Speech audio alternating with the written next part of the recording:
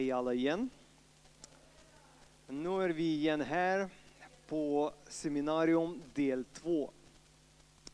Det är så fint att vi har vackert soligt väder. Och vi har några som är intresserade på att lyssna om hälsoseminarium. Och vi är supertacksamma till Kasper som är med oss idag och ska dela information som Gud har visat till honom under hans liv. Idag är det del 2 där vi kommer att lyssna på hur man återhämtar sig eller hur man från stress, depression och ångest. Det kommer att vara jätteintressant och nyttigt för alla av oss.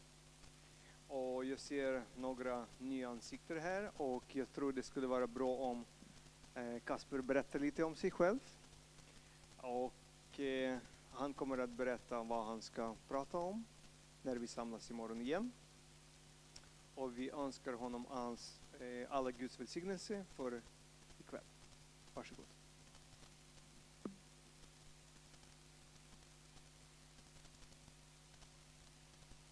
Okay, can you hear me? Amazing. Well, I'm happy to be here. Thank you all for spending the hour here together with me. I'm very, this message today is very dear to my heart. Mental health, mental illness. I think we all know somebody who have been in stress or anxiety or even have had depression. So this is what we'll talk about today. I'll share some testimonies of people who have benefited from this program, which I got to hear about when I was in Australia.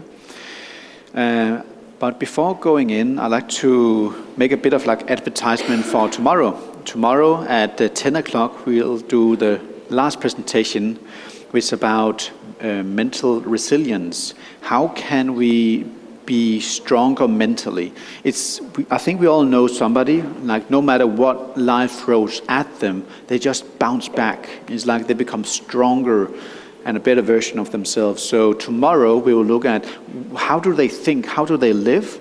We will look at our self-worth, our identity, and many, many more topics. So hope to see you all tomorrow. My background, I started as a personal trainer. I studied to be that in Denmark. I've been working with the sports federation, the one that sends athletes to the Olympics. I've been giving classes and lectures. I've been part of the educational program for coaches. And afterwards, I got a very big interest in cooking. I'm a chef by trade. And 7 years ago, I got a very big interest in plant-based. I heard a series of lectures in Copenhagen by Professor Walter Veit, and all this was just brand new information to me. Even though I've been studying sports at university, even though I have a background as a personal trainer, all this was just a new world opening up. And it made so much sense, but I had a hard time believing it was true because of my background from a very strong meat culture within weightlifting, within strength training.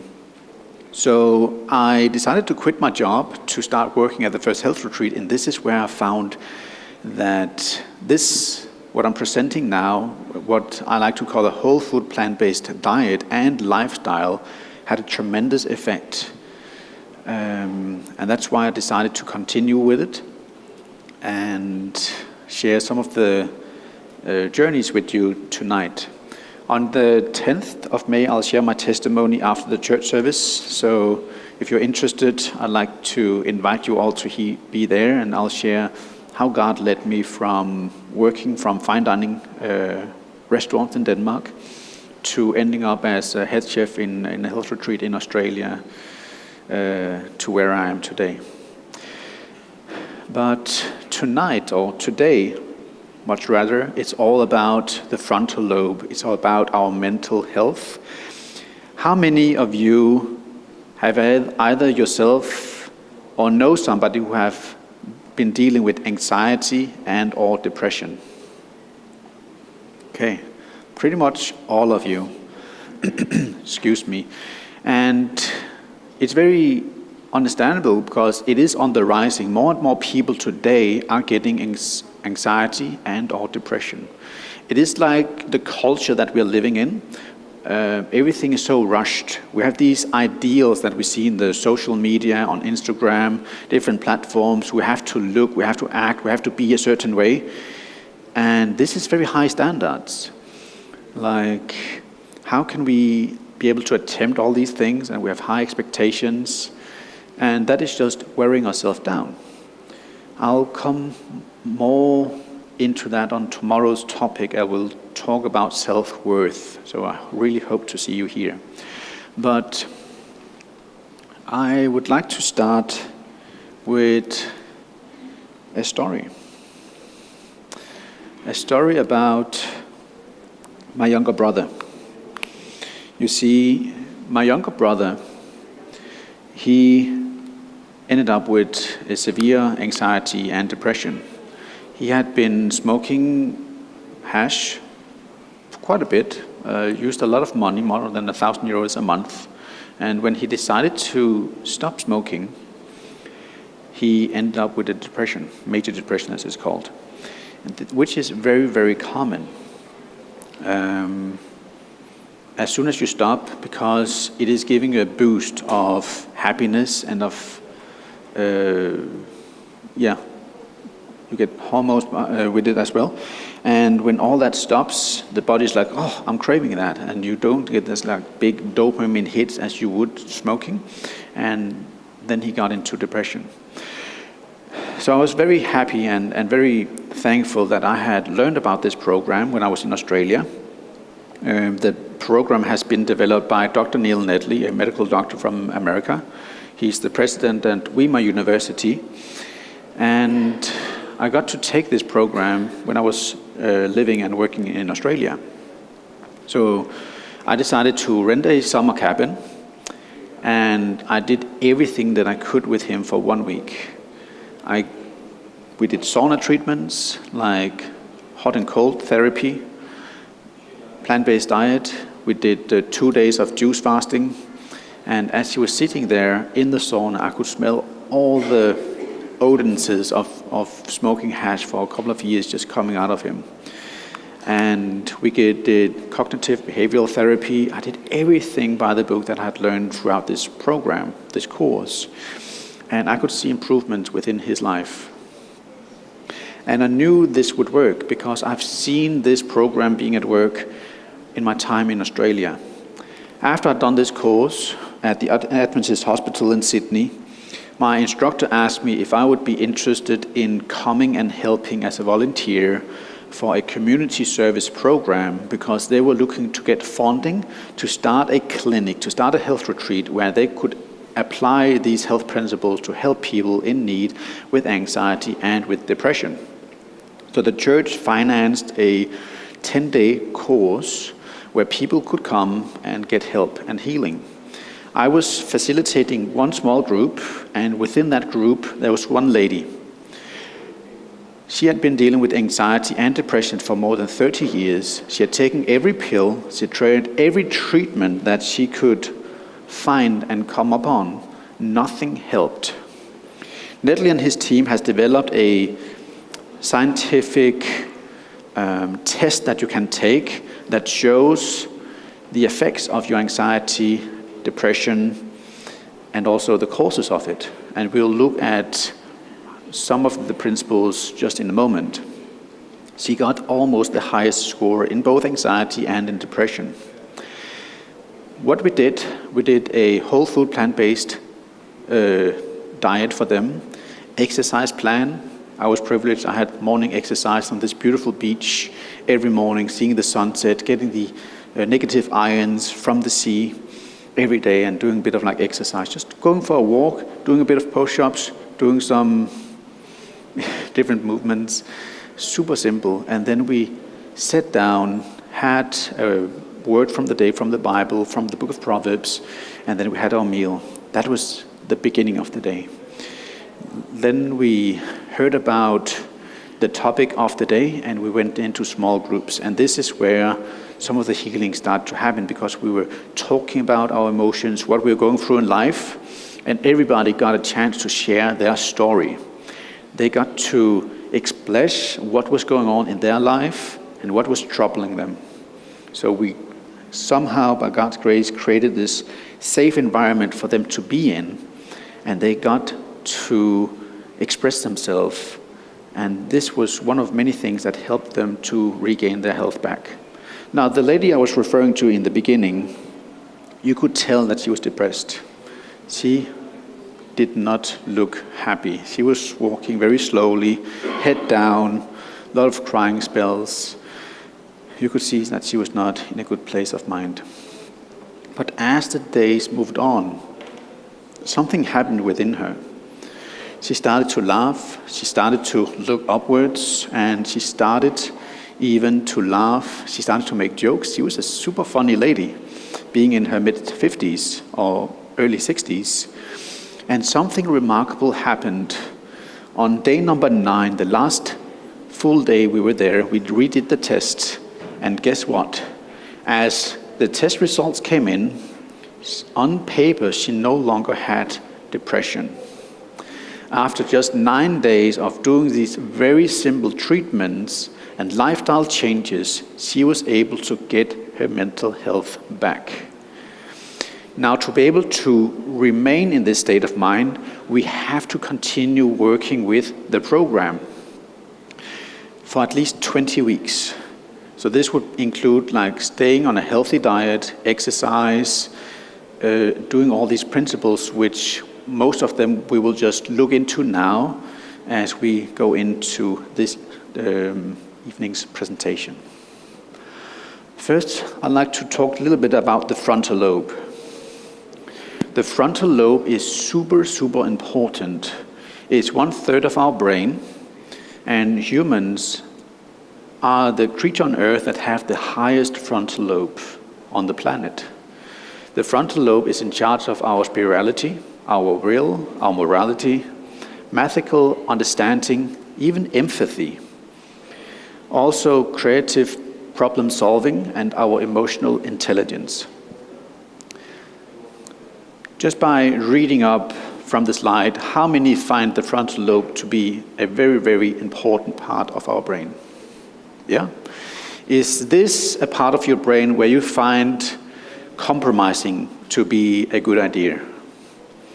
But often we do, and you will maybe have a few things to improve and work upon, so I want to be with you on your journey, getting the best outcome that you can mentally.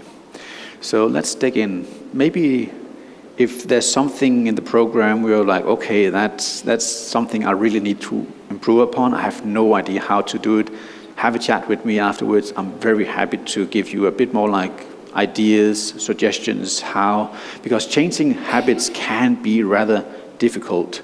I'll talk a little bit about it today, I'll talk a little bit more about it tomorrow, but I'm happy to give a bit more information if you are interested. Now, Nedley and his team, he found out that there was many causes of where we get anxiety and depression. Many causes, more than 1,000. But his team of researchers, they could boil them down into categories. This is what we call frontal lobe hits. The 10 main common reasons why we get depression. One is the frontal lobe. Anything happens with the frontal lobe that damages it, we get 1 point or like 1 mark closer to getting anxiety and depression. This is often found within sports where you can be hit. This could be American football. You get a tackle and you become unconscious. Often martial arts, there's a punch in the face. That is creating a concussion maybe. And if you get a concussion 3 times within 1 year, you're very likely to develop a depression. Our lifestyle, the way we live, is just one thing, but it is so big that we also need to talk about diet, but diet in its own category, because diet is a very big part and is very important, and many have a misunderstanding of the importance of diet when it comes to mental health. I'd like to suggest it's one of the foundations of having a healthy mind, spirit and body. Then it's toxins. Many today live in highly intoxicating environments. This could be living in the city, just getting the fumes from all the cars. It could be in a factory where the air is and circulation is not very well. It can be smoking, it can be many different things. It can be the pesticides that we have on our food items, and so much more, even mercury that can be found in fish and in shellfish. So there's so many things around us today that can cause depression through what we eat, of course with the toxins. Then we come to social things. It might be that in your family you have experienced a loss of a loved one. In some families, this is unfortunately we often saw in Australia with indigenous people, with the originals. Many of them, they lost a loved one very often, either because of diabetes, cancer, suicide, and other things. So when you lose a loved one, a very good friend, a close relative, we have this season of grief. And if something happened in this season of grief where we lose somebody else, it can become so overwhelming that we have no capacity of dealing with it. We become so overwhelmed, which is leading to depression. It can also be that we are having a hard time coping with what we're feeling. We have not the best skills of expressing it, and this can also be a trigger. Then it's our daily rhythm. Imagine that you're working at the hospital, you are a doctor, you are a nurse, and today you have to have the morning shift. Last week you had the night shifts. You're changing your circadian rhythm every single week. All of us, I believe, have tried to be jet lagged. It is so tiring for the body. And if we're changing our inner clock on a regular basis, we are putting a lot of strain on the body. We become stressed, and this can lead to depression as well, because the body is always in this agitated state of mind. Then we have addictions, and many addictions is also changing the brain from within itself. It's changing the physical structure of the brain, the way we think, and particularly when we are so addicted that the addiction is controlling us, the way we think, our environment, then it starts to be very poor and dangerous. The most common addiction that we find within people with anxiety and depression, many men, they lead to alcohol and drugs, pornography, sex, gaming. Women, it's often associated with eating fair amounts of chocolates, seeing a lot of television, telenovelas, but in general, gaming, social media, and television is a big trigger as well. Seeing a lot of television, all these flash and movements we see on the screen is also one of the reasons why people end up having anxiety and depression. Then it's your medical condition. It might be that you have been diagnosed with a disease. It could be cancer, and now you have this very unpleasant state where you don't know what is going on. Will I survive? Will I not survive? What's going to happen with my loved ones, with my children, with my family? All these feelings start to occur, and that uncertainty can also be a trigger. There's two things that we can't really do anything about, and that is our genetics and our upbringing. We cannot change that. But as I said yesterday, it might be that we have the genetic codes to be more likely to have anxiety and or depression, but it doesn't have to be like that. What I suggested yesterday in the presentation was our lifestyle, our genetics is the gun, but it's our lifestyle that pulls the trigger. So the trigger release can be postponed if we have a healthier lifestyle. And also if we learn to deal with things that agitate us and is keeping us away from living a healthy life, like addictions. They are robbing us from social activities with friends and families, and even what we would like to do. So, moving on, the biggest hits that we can face the frontal lobe with are the following. We know that alcohol, nicotine, narcotics, they affect the frontal lobe immediately. As soon as we get just a little bit of this into our system, it will go up to the frontal lobe and it will start to do damages. We know from science now that alcohol, just the least amount of alcohol, can be traced within the brain. Let's say that you went partying yesterday. They can today see an effect on the frontal lobe, on your brain, 2 weeks afterwards. How the brain has been deteriorated because of the acidity, because of what we have in the alcohol. Even a low-carb diet is causing depression. Many of the popular diets today to lose weight is low-carb, high-fat. This originated from the 70s, where we had a very known doctor, what was his name? And he basically developed this low-carb, high diet. But many of his, Dr. Atkins, thank you, Dr. Atkins, and he got amazing results. His clients, they lost weight, and they remained like fit and skinny. But after just a few years, most of his clients, they developed anxiety and depression. Why was that? Because the brain didn't get the nutrients the brain needed. Now, what type of nutrients does the brain need? It needs glucose, it needs sugar, and we get that from carbohydrates. But carbohydrates have been giving such a bad press in the media because they're linking it with obesity. What we looked on yesterday, it was not the carbohydrates that was the issue, it was the fat. We saw a pie chart where about 50% of the saturated fat that they have in America come from two sources. The biggest being cheese, and the second biggest being animal products.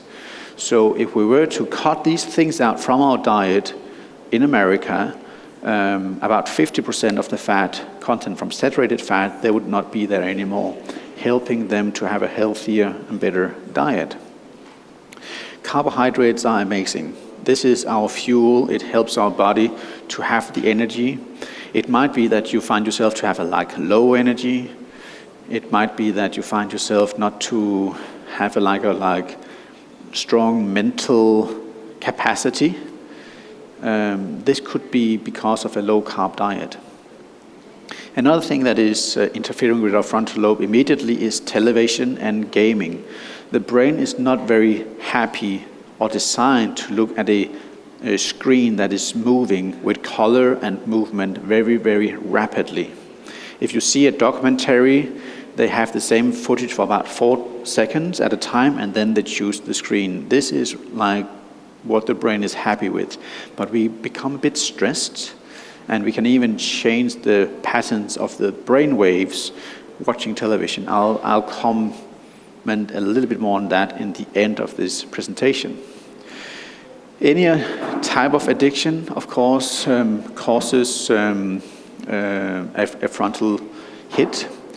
And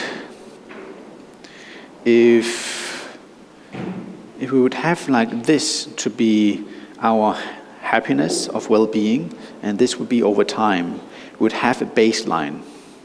The first time a person would try cocaine, it would be very, very high above the baseline, and then you'd have a very severe drop. And after a while, it might be even just after once, the baseline, the general happiness that you face comes down to here. And then all of a sudden, after time, with any type of addictions, you need your addiction just to feel normal. This is when the addictions become not just a physical, but a mental addiction. And these are harder to fight because they have such a hard toil on us. Of course, it is possible with help and with proper expertise, but lifestyle changes is so helpful. I got to coach and mentor a young guy who was dealing with a very specific addiction. And he asked me for help. He was dealing with pornography addiction. I didn't know much about it, but I knew a general understanding of addictions. And what I recommended him was to go on a plant-based diet, because with animal products, we gain hormones that we are finding in meat that is not so helpful for us to control our feelings and even our thoughts. A quick comment on that. There's 2 prison studies from the prisons in California, and they did 1 month study. For 1 month, all the inmates, they were to be on a plant-based diet. And after a few days, after about 5-7 days, the violence within the prison dropped down to a bare 0.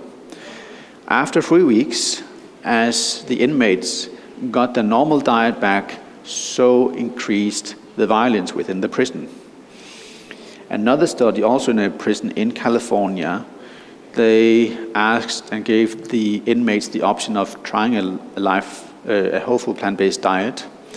And some of them thought, well, I'm already in prison. I don't need to be punished even further, so they declined. Some of them were like, well, I'm in prison. I might as well just try, what's the worst that could happen? I'm already here. So they tried. And this was a very long study. And some of the inmates, they was talking with a psychiatrist, and they said, I feel so good. If I was on this type of diet, I don't believe that I would ever been here in this circumstance. I don't think I would have committed a felony that would have led me to be here. What they found out was those who finished their sentence, they didn't really commit new crime. I don't remember if it's Norway or if it's here in Sweden. You have the lowest rates of people committing a new felony going back to prison. It's about 9 or 13%, if I remember correctly. Those who continued on a whole food plant-based diet, about 6% of them ended up in prison. So this was like for me to kind of explain why I believe a whole food plant-based diet is helpful, and also how it is helping with our mental and even controlling us from something so hard to deal with as addictions. What I also recommended him was to stay away from spicy food. This would be our chili, our cinnamon, even black pepper, because we can see it creates a little spike, and if we get a little bit spike of mentally, this is making it harder for us to stay away from the addiction. And sometimes it's even important to stay away from certain people. Let's say that you're an alcoholic, you're dealing with that, and you have a group of friends who enjoy drinking alcohol. You cannot be among them, because if they start drinking, you would also be tempted to join them. So these were my recommendations for him, and also to stop drinking coffee. And he started to implement all these things, and he realized that it became easier for him to control his addiction. He was controlling the addiction rather than the other way around. So this is possible, and I'll go a little bit further into that later on in the presentation. Even frequent sexual arousal is having a direct frontal lobe as well, particularly for men, because if we do this too often, our hormone level will be very low. This will deteriorate our energy levels and leading us even to depression. And we have this expression, if you don't use it, you lose it. It's the same with our brain. We need to be active involved with our brain, like problem solving, doing like a Sudoku, or something that challenges us, something where we need to use our brain to solve something like a puzzle. What we recommend with this program is reading the book of Proverbs in the Bible. The Bible claims it was written by the most intelligent man who ever lived. So reading about his life and his advice, I believe that would be beneficial for us to read. And then if you go against your conscience, as we saw earlier, our morale, our will is connected to the frontal lobe. So if you do something that goes against your conscience, you're actually making a hit. It's like punching your frontal lobe directly, so to say. So it's super important that if we have a boundary, that we don't allow people to cross that boundary, whether it's between co-workers, a spouse, a friend, a boy or girlfriend, or relative, a classmate, or whoever it is. If we do something that goes against our conscience, we're actually doing damage within ourselves. Now, there's so many things that we can do that will help us to have a stronger frontal lobe and a stronger mind as well. Something that is very, very beneficial is to avoid negative speech. We can train ourselves to be more positive people, and in a few moments I'll have a challenge for you all. We can start listening to classical music. Classical music is amazing. I'll just go through some of these and we'll look more into detail in just a few moments on these topics. Water is super healthy and very, very important. Exercise, physical activity. Sleep more than 6 to 9 hours every night, very important. Practice deep breathing. So many of us, as we're breathing, it's very shallow. The air only comes to our chest, never full down into our abdomen, our lower part of the stomach. And just by practicing deep breathing, our heart rate will be lowered. We'll have more energy, we'll have more air, we'll have more circulation within our body, and we will be able to think more clearly as well. Then we have light therapy. Here in Sweden, particularly during winter, many experience winter depression because the light is not out there. So buying a light therapy lamp is very helpful. Some years ago, I was working in a cafeteria in Denmark, and it was during winter, and I saw myself to be like lightly depressed. I didn't have my same level of happiness or energy, and I was like, well, it looks like depression. I'll try to buy this therapy lamp. So I bought one, and just within a very few days of using this very bright light in the morning as I had my cereal for breakfast, I experienced a tremendous change. I got so much more energy, and my mood started to be improved as well, just by one simple thing, light therapy. Very, very amazing. Then, as I mentioned, the book of Proverbs, we need to do something with our brain where we start to think, where we start to analyze something that we enjoy doing. And then omega-3 fatty acids. Our brain is in need of good fatty acids like omega-3 to be able to work and to function. And then it's very good to have a gratitude diary. Many with anxiety and depression, they have a hard time seeing the positive of circumstances, the positive things in life. So by implementing a gratitude journal, by avoiding negative speech, we can help them to have a more positive mindset. Now, I have a challenge for you all. For 2 weeks, 14 days, try to avoid all negative talk, speech, or thoughts about any people, about any situation, and you will see that you will be a more positive person yourself. Now, this challenge might seem a bit funny, but this is something professional athletes do, doctors do, people who run successful businesses, CFOs, CEOs, this is something that they do. And you also can master the artery of positive thinking and speaking. So, how many is up for this challenge of being a more positive person? If we can look around, we can hold each other accountable. So next time we see each other, either on the street, in church, or at the hairdresser, we can ask you like, how well are you doing? Now here is the catch. This, what you just said yes to, is not just a 2-week program. I like to suggest it's a lifestyle. What we are doing, if let's say that you avoided all these things for 8 days, but then something happened, you got triggered and you're like, you said something negative, you have to start over. It has to be 2 full weeks where you don't express anything negative.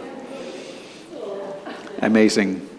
You will see yourself becoming a newer, better version of yourself, more positive. Imagine seeing the positive in others instead of being pessimistic. Wouldn't that be lovely? What about your neighbor if they practice the same? Would you like your neighbor to be more positive? I think, unfortunately, many of us have experienced like certain people, sometimes it's our neighbor, it could be a classmate, it could be a colleague that is just negative. Imagine giving them this challenge. Are you up for that? Tell them about the benefits. Amazing.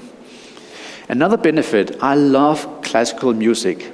As I learned about this program, as I got the theory, as I started to dig in the importance and the benefits of classical music, I changed my Spotify playlist. Instead of all the pop music and things I would be listening to, I started to listen to classical music. And you know what? It's only classical music who have these benefits that I'm about to share with you. Only classical music. Now, if you listen to classical music for 45 minutes a week while doing something mental work, it could be considering your future, something that you like to experience, considering like job offers or something that you like to do in life, something deep thinking. If you have depression, your frontal lobe will start to expand. It will grow like a muscle with strength training. Amazing. Classical music and the combination of doing something mindful.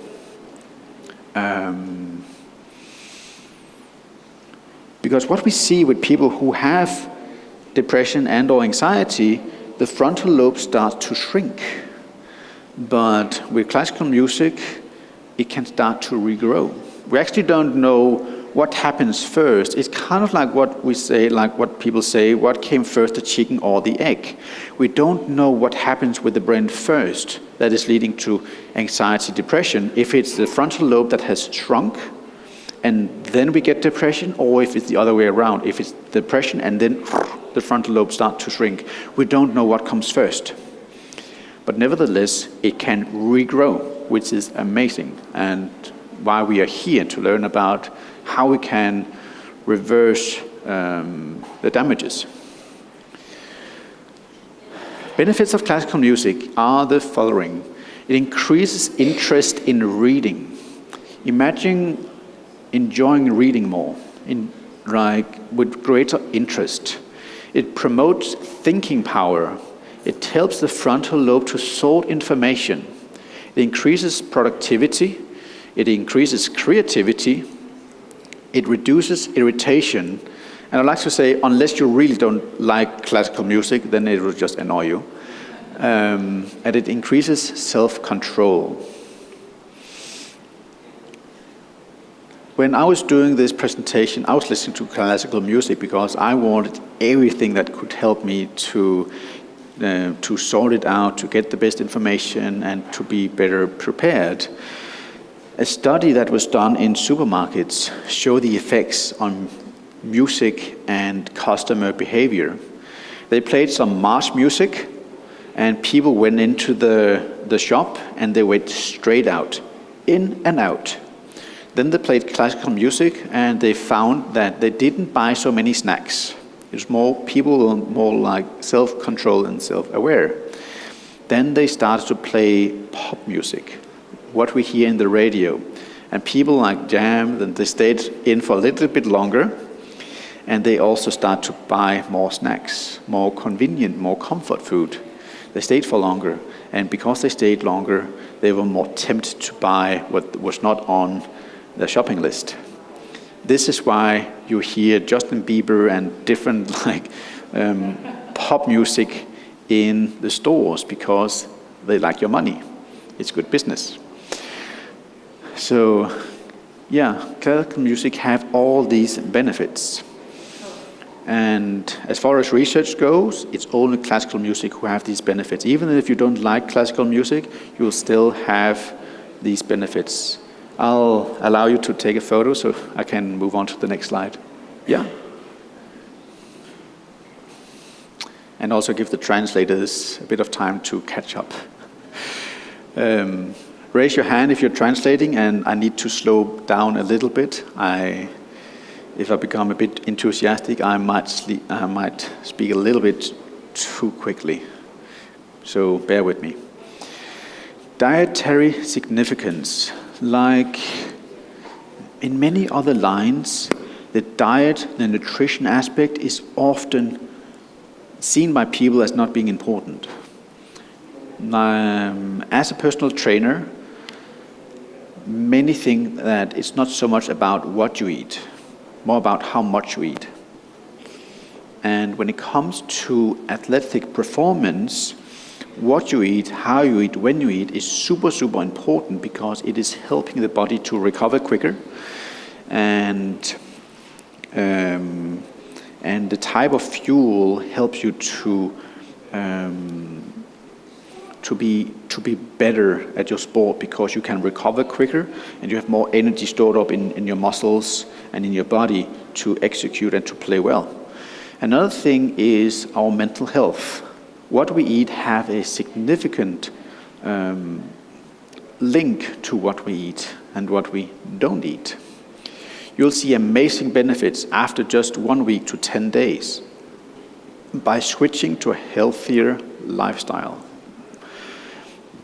Now, we're talking about whole food plant-based diet and changing and all of these things. For many people, this is a very big step. It's a very big jump. Any improvement helps. Small steps is just the beginning for running a marathon. For most people, you need to start slow, implement like 1 to 2 days a week, a more healthier diet, a change of diet. Otherwise, it will just be too difficult. You'll be sick and tired of it, and you'll go back to what was for you normal. So I would strongly advise just taking a few steps at a time. It doesn't have to be all or nothing. Just a few days a week will make a big difference. And you'll start to see and feel the results thereof. You'll see that you'll have more energy, your mood will be improved, and so many other benefits. So, baby steps. You have to be generous with yourself. What is possible for me? I'm the type of person, I'm a perfectionist. If I want to see and try something, I try it and I do it 100%. But I know this is only for about 90% of people. Most people, they need a little bit more time to incorporate new things. But I'm a nerd, as you probably can tell. And if I am curious about something, I want to try everything, because then I can prove it or disprove it. So I like this to be like a scientific test, a journey that we can be on together as well.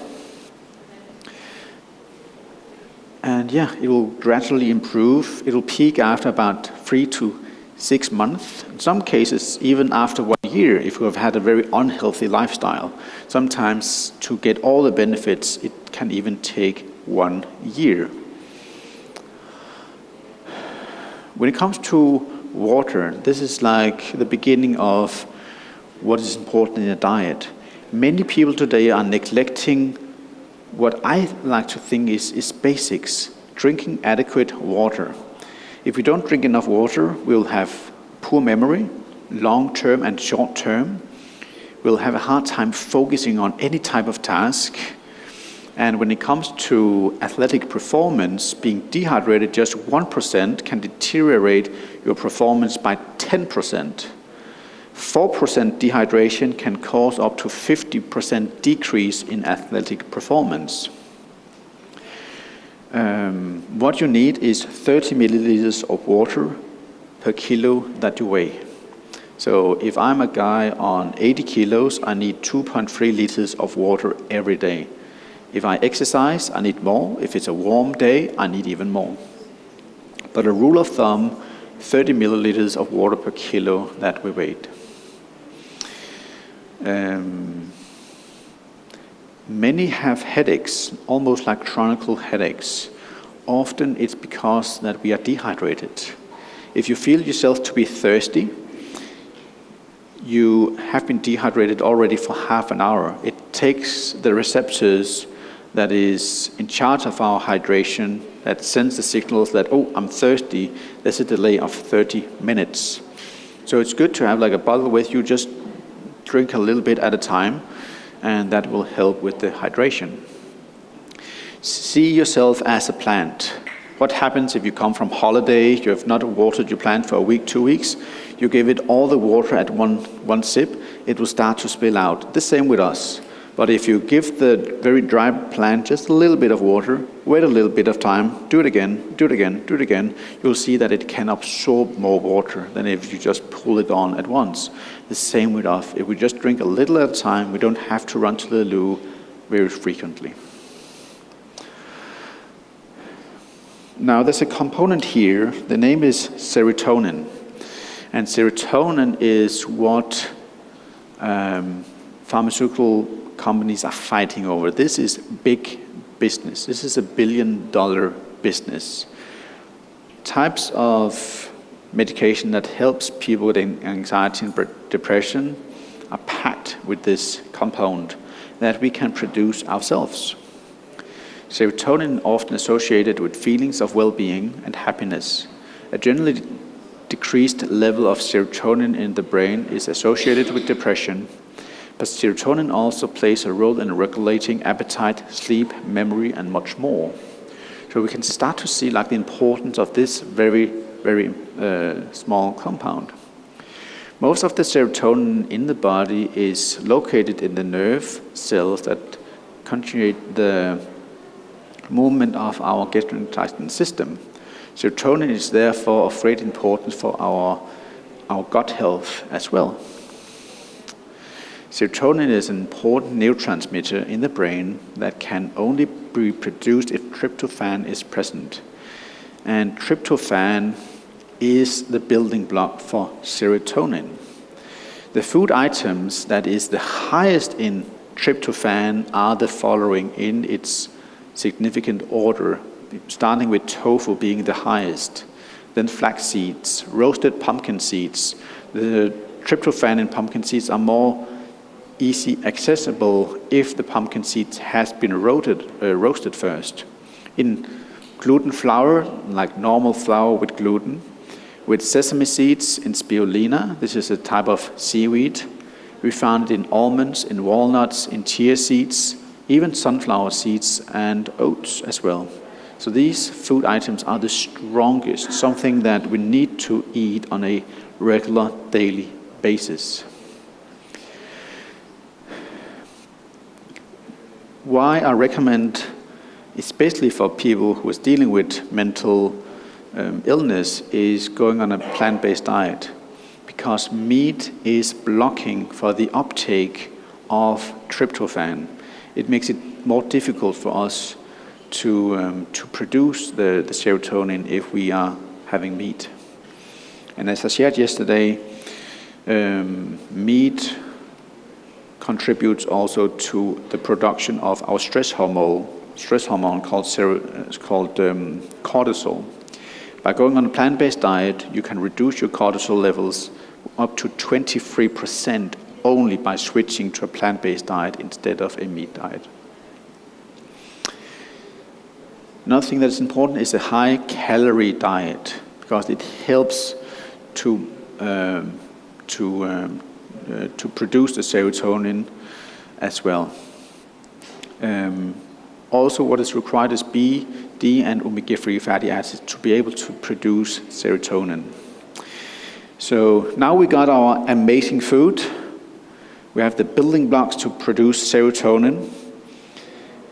If we are outside and we look at the very bright light, the enamel gland that we have in our eye will start to produce melatonin. This is our sleeping hormone.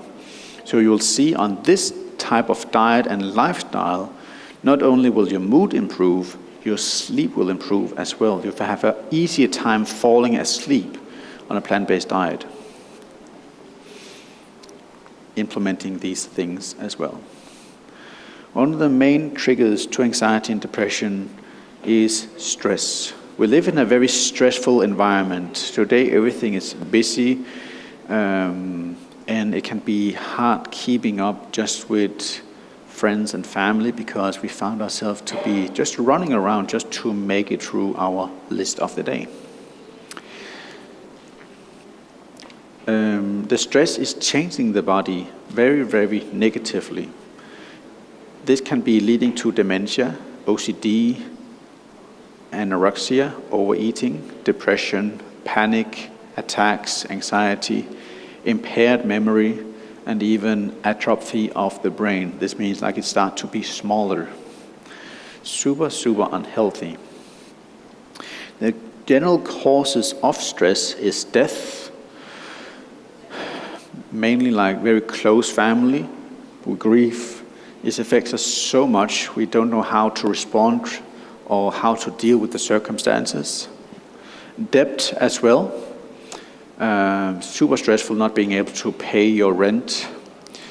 Life-changing circumstances. Actually, a lot of people, a lot of parents, as when their children are moving home, away from home, they have a new circumstances of life. They are in a new position.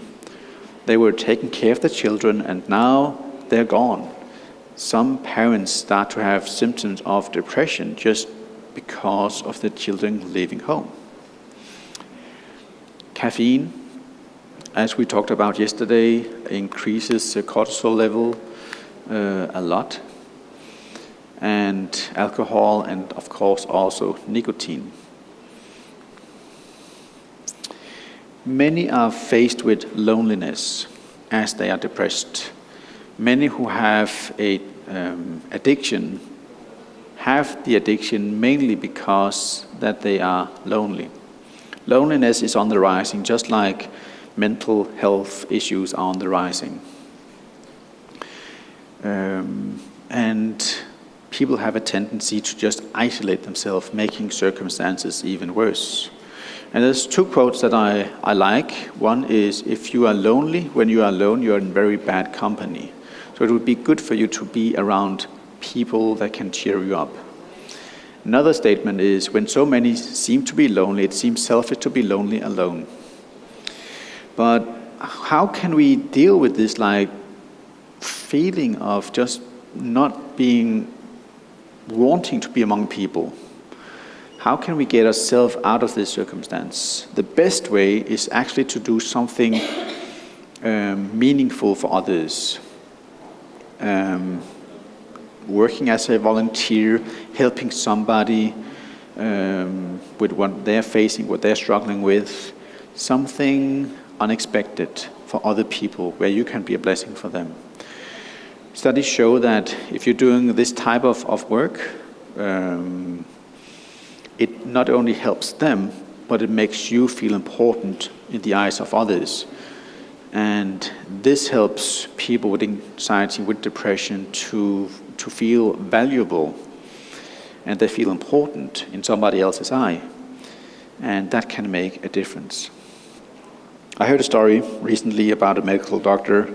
He had a patient who came to him frequently because he had anxiety and depression. He said something, and this doctor couldn't stop laughing. And it was a bit inappropriate, but he just couldn't stop laughing. And his patient, he actually started to smile and oh, you're the first person who I made smile in 2 years. So for this doctor, his name is Dr. Tilly, He's a very, very inspirational doctor to listen to. He realized that he needed to do something himself, like to make people happy, to do something, to cheer people up. So he gave him instead of writing a prescription for drugs, he gave him some challenges, how he could be a blessing to others, and he started to feel better. He started to feel important.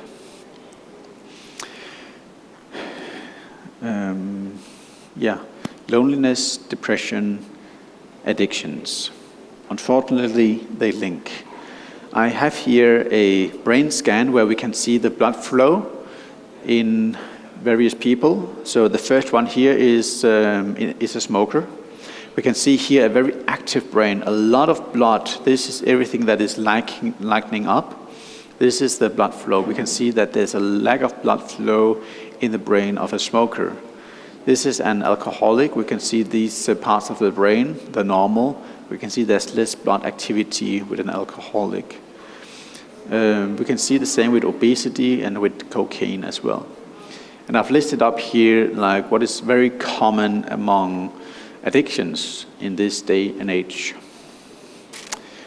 We can also see a big correlation with sugar and with cocaine. Of course, cocaine is worse than sugar, but sugar is not a healthy substance. It is something that we very easily become addicted to, and it is causing some damages. There's a series that I have seen called Media on the Brain. You can see it for free on YouTube. And it's an amazing series about the effects that the media have on our brain. It talks about everything from gaming to television to commercials, music industry. I strongly recommend seeing this series. It's done with collaboration with Amazing Discoveries in Canada. It was a big blessing to me, and I'm sure that if you would watch this as a family, your children, yourself would see and realize the damaging effects that the media, this type of industry have on our mental health. When it comes to changing our habits, particularly the change of an addiction, we go through 4 stages. This is what we call the 4 stages of change. The first stage is unconscious incompetent. You don't know that you have an addiction. You don't know that you have an issue. Then you become aware of it, but you're not strong enough to do anything about it. You're conscious incompetent. In stage number 3, it might be that you are going to a health lecture. It might be that you're seeing a professional. It might be that you have a friend, a colleague who is encouraging you to do some changes that is helpful. You're getting good, solid information to help you with whatever you're dealing with. And you start to take the first steps towards sobriety. But this is a struggle. When the struggle has come to an end, you are on the last stage called unconscious competent. If it's alcohol, you can be among people who drink. You can be there present with them. It doesn't affect you at all. You don't have any desire to drink whatsoever. You can be there, you can talk to your friends, you can joke, you can do whatever. It doesn't affect you anymore. That is stage 4. You have overcome, you have won the desire, you have overcome what was controlling you and your behavior in the past. You have been set free.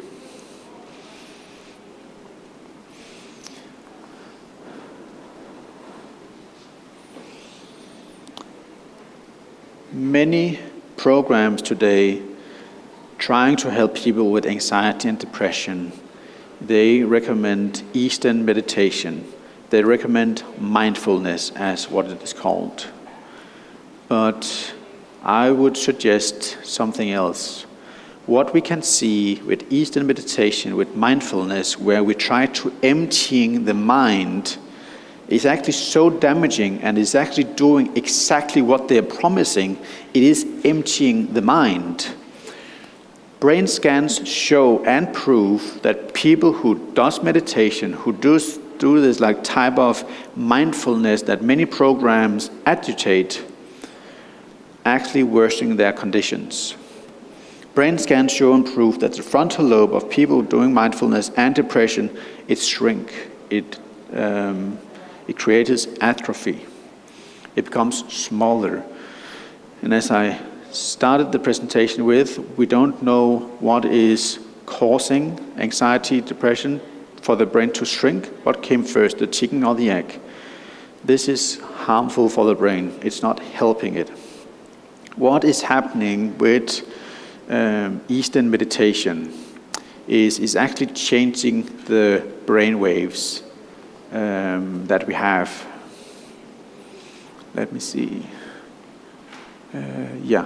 So our brain waves start with alpha waves, and with meditation and even watching television, after just 30 seconds of watching a movie or playing video games, the brain changes the alpha wave to beta waves. This creates a trance-like state where information bypasses the frontal lobe, our judgment center. Just like hypnosis, the mind is more likely to be controlled by someone else. The mind basically becomes shut down. What I like to suggest instead, as another type of meditation, is prayer. There's a lot of benefits to prayer. Many people with addictions, I think everybody have heard about AA meetings. There's a strong spiritual aspect to that, and that is the sobriety prayer. They're praying to a God, they're praying to a higher being for help with facing what they cannot face themselves. They're asking in this prayer for guidance how to tell the difference of what they can deal with and what they cannot deal with. And they're asking this higher power, being God, helping them with what they cannot do for themselves. So prayer is a form of meditation, unlike any other type of meditation, that proves to strengthen the frontal lobe. The purpose of prayer is not to change God, but to allow God to change us in the right direction. Alpha waves are the strongest during prayer, and it helps to achieve determination in various ways. And it's also an effective way to reduce tension in the body and to relax the mind. They did a study with 3 professional athletes, all of them 100 meters runners. The first one went as quick as he could, and then he recovered. He was just standing up, catching his breath again. The second person, after the 100 meters run, was laying down on the ground, catching his breath, relaxing as he could. The third person was standing up, but praying. Most people would think and suggest that the person with the lowest heart rate after 3 minutes would be the one laying down. It was actually the one praying. It was the third one who was praying. The second quickest to recover was the one laying down, and the slowest was the one who just did like normal, standing up afterwards. In Matthew 11:28, Jesus is saying to his disciple, "Come unto me, all ye who labor and are heavy laden, and I will give you rest." We'll talk about resilience tomorrow, but I'd like to just say a little bit now that people who are religious, who believe in a higher power, they tend to be more resilient because they don't believe that they have to face all life circumstances alone by themselves. They believe that somebody is out there having their back, helping them on life's hard decisions and tough journeys as well. And a study showed even that by starting memorizing scripture, you can improve your intelligence with up to 10 points within 3 months.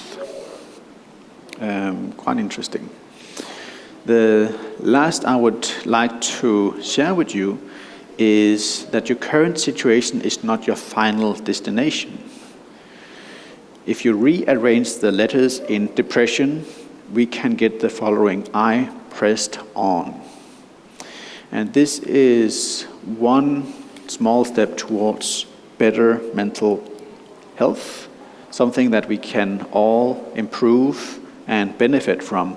Just like the lady from my little group in Australia, she did this program, she put it into practice, she lived by it, and just within 10 days, she harvested the results. She went from very, very depressed for more than 30 years. She tried every drug, she tried everything that she could to benefit, to get out of this dark prison that she found herself in. And by active applying these principles, she got better, healthier, and so can we, and so can the friends and the people that we know who are dealing with mental difficulties, and we can be the friend that they are in need of. Thank you very much.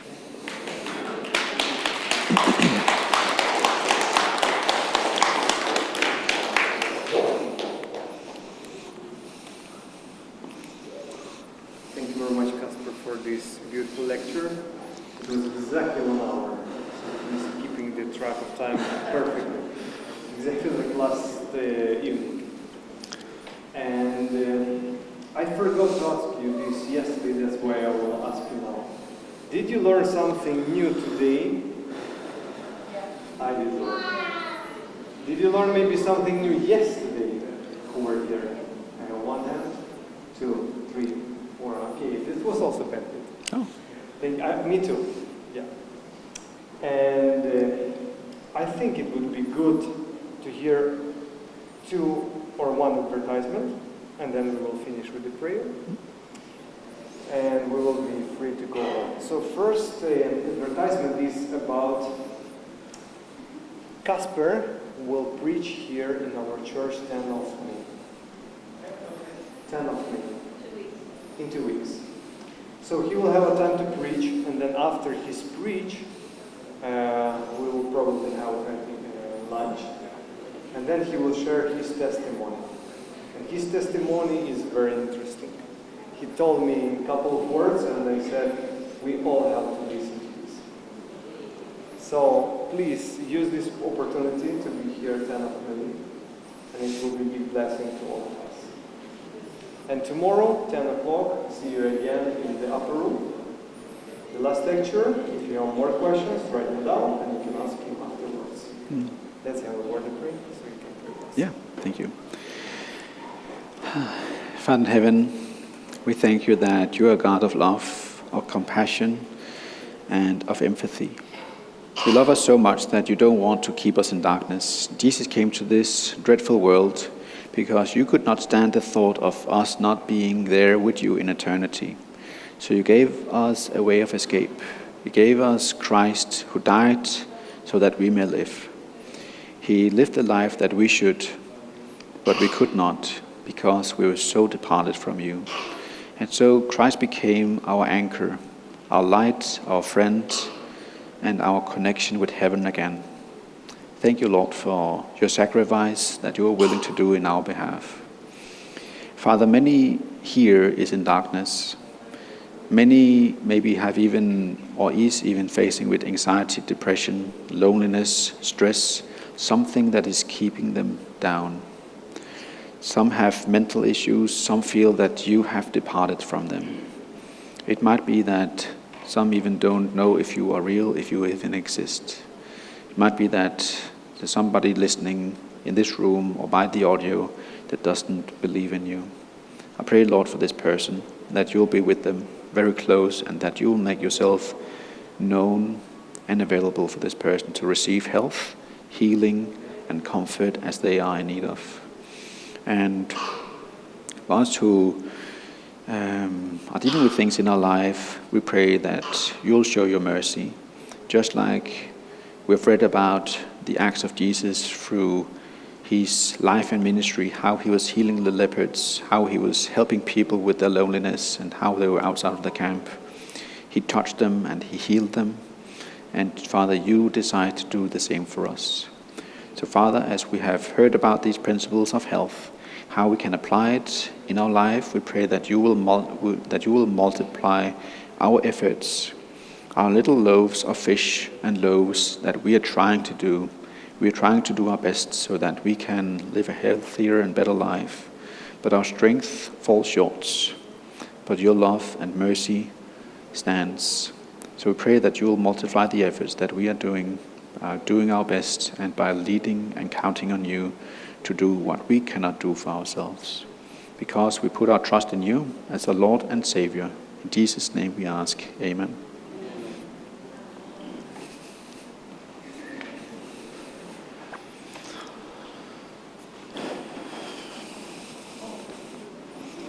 Yes, and second advertisement, I said they have two.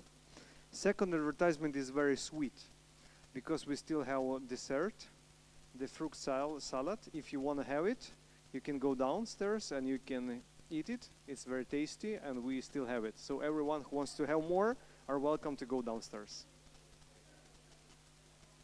Yeah.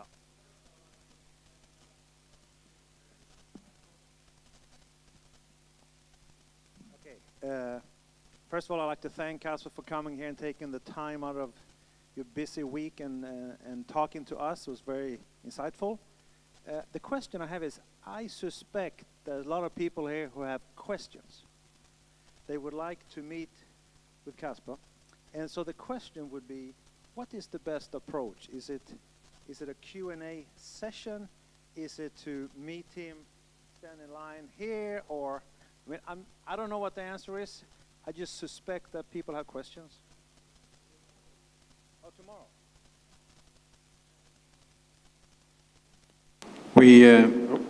Very loud. We were thinking about doing a Q&A tomorrow, but I'm also happy to do some Q&A now if you'd be interested in that. If the fruit salad will last that long. Let's do it now. I'm also happy to do it tomorrow. It might be that more questions occur, and with the other lecture tomorrow, it might be that some new questions comes to the mind. So yeah, I'm happy to answer whatever question that I may, and yeah, feel free to. And it's about, you talked about cinnamon. I remember I read here that one line, cinnamon is not that good. Can you please, and you said also the chilies, like spice foods and cinnamon in one of them. Yeah. Can you please repeat and explain a bit more about that? Yeah. And the chili, are you thinking also of cayenne pepper? Cayenne pepper is very different. Cayenne pepper is in the capsicum family. So it's basically like a red pepper or a green or a yellow pepper. So it's like black pepper but not cayenne. What was cinnamon, well, it's what it does. It's make like a spike in. It's like a mental spike, like we get like lightly aroused, so to say. It's very similar. So black pepper does the same, chilies does the same, and so does the cinnamon. If we're talking about normal cheap cinnamon, something that is better and also called cinnamon is called Ceylon cinnamon. This is what is called real cinnamon. If you give cheap cinnamon to ants, they will die, they will kind of like explode, so we can see the harmful effects on ants. Of course, we are way stronger, we are way bigger. It will not have the same, like, I don't eat a cinnamon roll and then I explode. Yeah, but so yeah, it irritates the nerves. What Ellen White is writing in the book Ministry of Healing and Cultures of Diet and Food. So this is why we like to suggest people using different spices. It would be a bit more expensive, Ceylon, or different herbs that can go with that as well. I forgot his name. You can see a documentary about the strongest pepper in the world. This mad scientist from California, he produced it. It's the California Reaper. He made an even hotter chili that is called Pepper X. super, super strong. Most people would die by eating it, at least cry for an hour. If you see him going in this documentary, just snacking peppers, he explained how he used to be a drug addict. I think, if I remember correctly, he was on meth. I'm not certain. He was a drug addict. Now his drug is peppers. And he says that he gets a strong kick by the pepper like he would do with the drugs, but this is more affordable, but it's still giving the kick. So this is why I recommended this friend who, not to take chilies because it was having a negative effect, being hard for him to fight with his addictions. Yeah.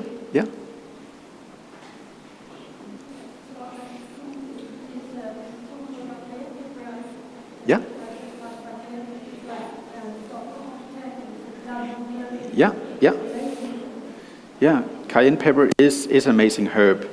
I've been working with Barbara O'Neill. She had this experience when one of her guests had a heart attack. She gave her a spoon of cayenne pepper under the tongue, and after just 2 minutes, they could feel the heart moving quicker, helping her, preventing even the heart attack. It is a blood thinner.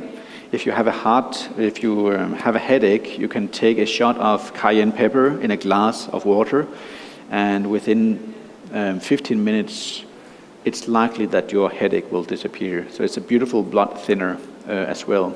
If you cut yourself and you're having a hard time stopping the bleeding, you can actually stop the bleeding with cayenne pepper because it is clogging the blood. It will be painful, but it works. I had a colleague who did a very, very bad cut in the kitchen, very bad, and I asked her permission. She trusted me. I stopped the bleeding with the cayenne pepper, and it stopped almost immediately, like from stopping. So it's good to tell them, like, this is going to hurt, but it will help.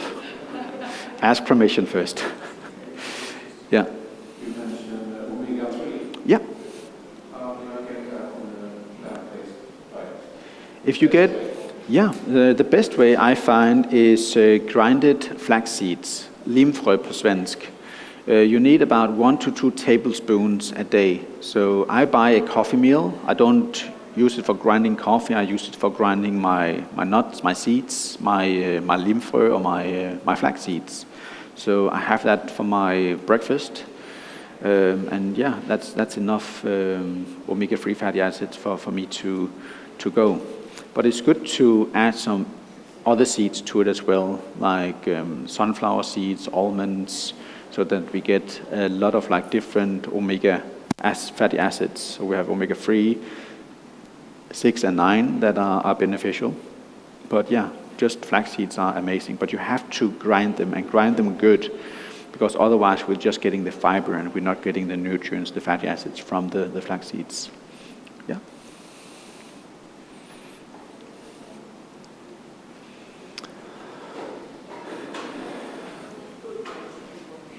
You mentioned also about I'm asking actually about the cereal cinema, because I've heard somewhere that it's good for blood pressure.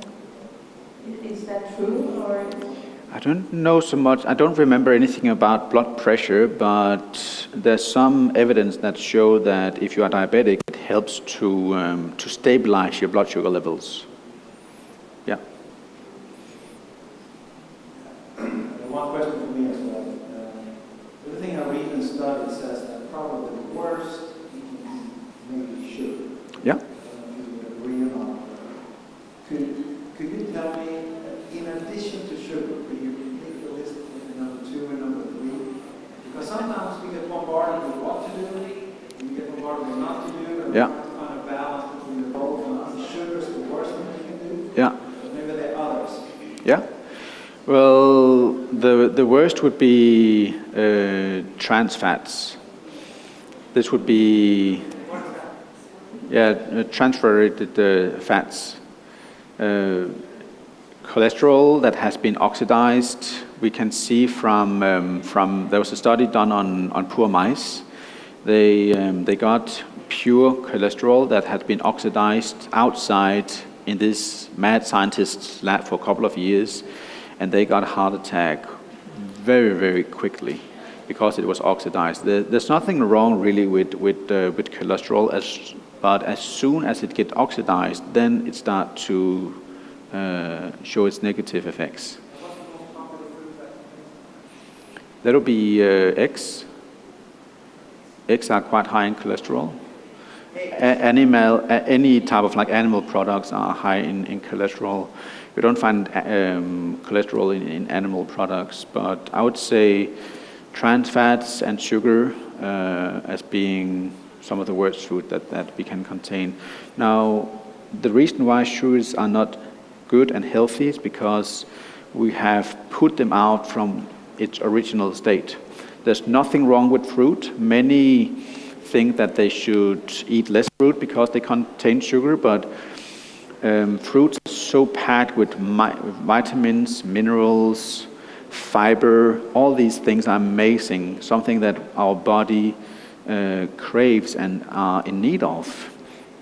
So I'd rather have a high fruit diet than any type of alternatives, so to say. Did that answer the question? Yeah. Yeah. Yeah. So sugar. Yeah. When you say sugar, sugar is like processed sugar. Processed sugar, yeah, white sugar. And kind of processed. Yeah. White sugar. Yeah. But then I learned that fruit, if it's frozen fruit, when you eat it as a whole food, Yeah. when some mash or some juice, Yeah. then it's also taken up by the bacteria in the stomach, so it doesn't actually affect the negatively. Yeah. But as soon as we like juice, fruits or vegetables, Yeah. then the fiber balloons and sugar is quickly Yeah. the body, which is negative. Yeah. It's the body. So I think it's like we need to understand how much the fiber, is important for to stop the sugar spikes. Yeah. Yeah. Yeah. Yeah. Definitely Yeah. Yeah. Sometimes it is benefit for us just to have the juice without its fiber. What I like to do occasionally is juice fasting. It is similar to normal fasting, but we're still getting nutrients, we're getting vitamins, but we're not getting the fiber. Because if I didn't strain the juice and I would get a little bit of fiber, my digestive would start, and then I'm not fasting. So when I'm fasting, I'm giving the body time to relax and to recover from illness, from different circumstances. So then I don't want the fiber because I just want the nutrients. I need a little bit of sugar not to be dizzy, and I'm still getting all the vitamins and nutrients that my body is in need of. Yeah.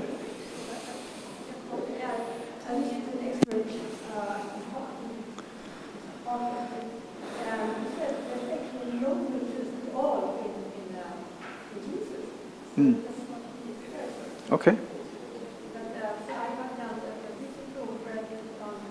Yeah, yeah. Yeah. With my experience working with Barbara O'Neill at Misty Mountain Health Retreat, we did 2 days of juice fasting for all guests, pretty much no matter the circumstances of what they were facing. But only 2 days, because if it was longer, it might be that they would be too sick for the body to handle it. But I saw amazing results after 2 days of juice fasting. It was like the body was craving it, and I could see people started to have better mood. They started to get relief from their symptoms. So occasionally a juice fasting or any type of fasting can be benefiting. But I'm happy to talk to you a bit more about it afterwards. Yeah?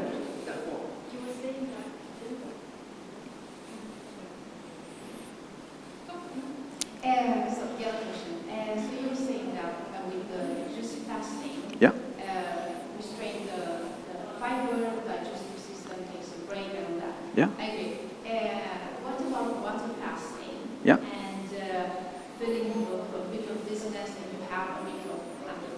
Would the honey then start, restart the digestive system, or just, you stay fasting? Yeah. So you have some starch and honey. Yeah, I've tried juice fast. I've tried water-only fasting as well for a couple of days, and I liked it. It was a very simple fast, but it was a bit more challenging because you get hungry, and what you don't get is antioxidants that we have from the juices. Because as we are fasting, what happens is the toxins that we have, that the body cannot deal with, the liver place them in our fat cells. So when we are fasting, the fat cells start to shrink, and then they get released and they get cycled into the liver, and now the liver starts to work with it. So this is why I think a juice fasting is healthier and better, because we are getting vitamins that speeds up the healing process. With the free radicals, they become changed by the nutrients. And what we also are in need of that helps speed up the process is also protein. So at Misty Mountain, we gave our guests and clients plant-based protein. Barbara found out, particularly people working within agriculture, being exposed to pesticides, we needed to double the amount of protein, otherwise they'll be sick. And we only did 2 days because the fat cells otherwise would shrink, and some of the very heavy toxins would be released, and they would be sick for a week. So we could control it by the amount of juices and also proteins. But for many people, they can do a water-only fasting. It's the scientific literature is also writing very positively about water-only fasting, but I find it to be a bit harder compared to juice fasting because the energy levels get low.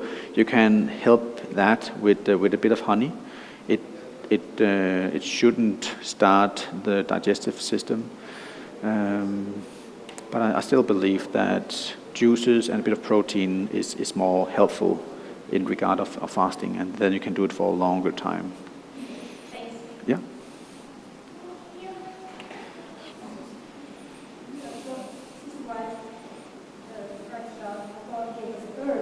Yeah?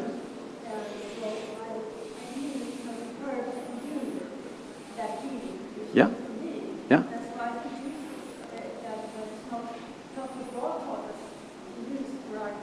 Mm.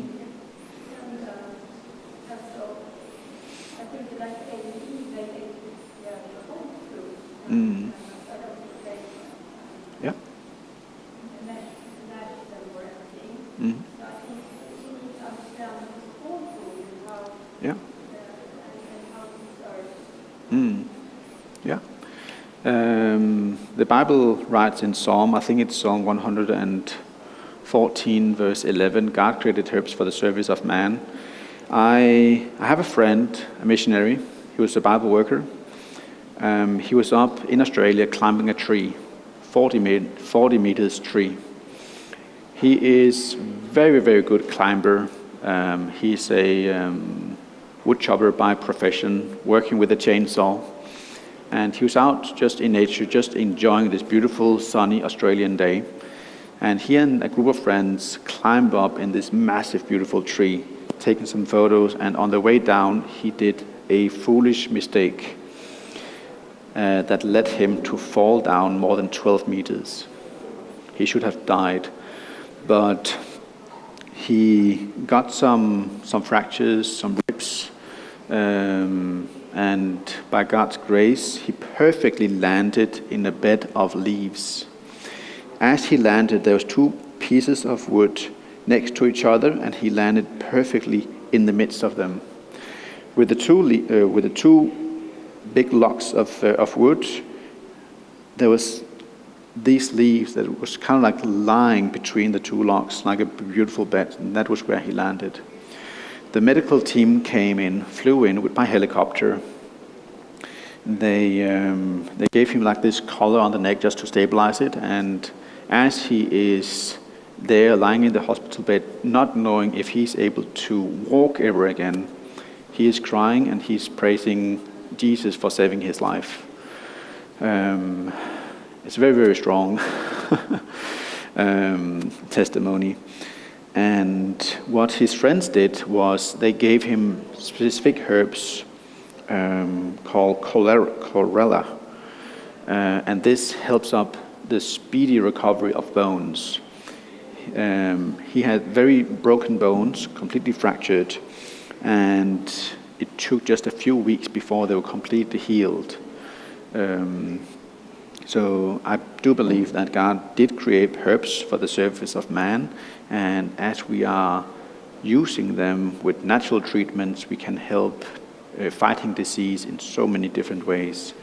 But this take and requires very skillful physicians who know what they're doing, and yeah. Mm. Yeah. Mm. Yeah. Mm. Yeah.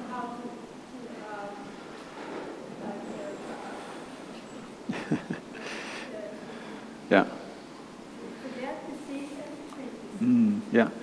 And it's also important that medical doctors know what they're doing, because sometimes they can do the natural herbs, but sometimes what is needed is the medication. It can be a matter of life and death. And sometimes, unfortunately, people try only the remedies and the herbs, and people die, and they don't get well. And sometimes it's the other way around. So it comes down to a skillful physician who know what he or she is doing. Yeah. Mm. Mm. Yeah. Yeah. I just wanted to say what you mentioned, that last week we had also a seminar about treatment with the digital methods. It was also about herbs and about how we can treat different feeds, and this will help us throughout the day. Mm. So I believe we will repeat it again later, maybe in the beginning of the autumn. So we will announce it again, so everyone will welcome that. And now we have one question. Yeah.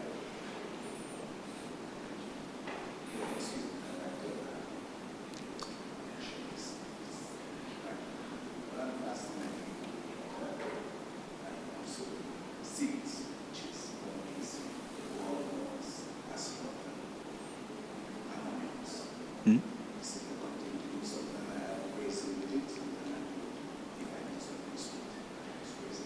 Oh, was this in terms of fasting? Yes.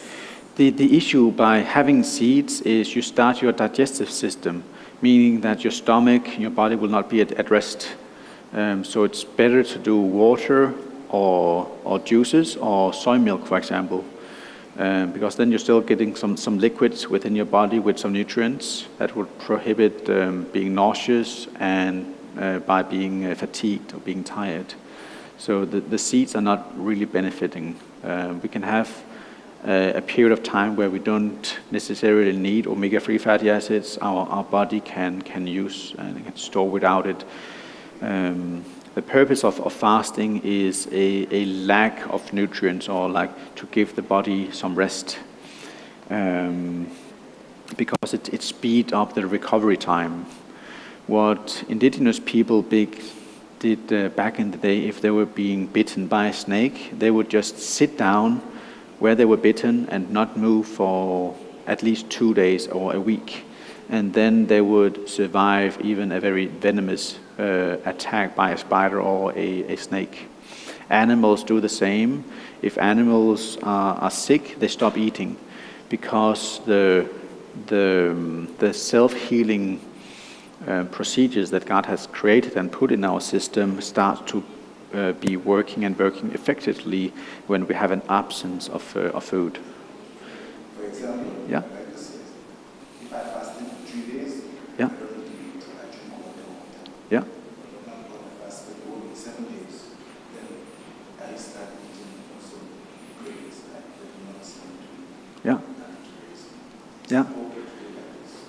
it wouldn't be a fasting, because you'd start the digestive system and you'd make the fast harder for yourself, because you'd be hungrier rather than not feeling hunger. Yeah. Any last question? Thank you very much. It's about cayenne pepper, as you said. Yeah. The benefits are known. Is there anything that is bad? Because I heard from some people that it's not good. I don't know what they mean. Do you have any idea? Just confirm or I've not heard anything negative about cayenne pepper. The only negative would be if you get it in your eye, it will be very, very painful. But some studies show that it would improve your eyesight. So even with the pain of the cayenne pepper in your eye, there would still be a positive benefit from it. It's incredible for circulation. So people with diabetes, where they don't have any heat or feeling in their feet, what we did at Misty, we had a little cloth. We had a very light sprinkle of cayenne pepper, and within a couple of hours they start to feel heat in their feet, because circulation starts to occur. So it's a beautiful mover of blood if we take it internally and if we take it outernally as well.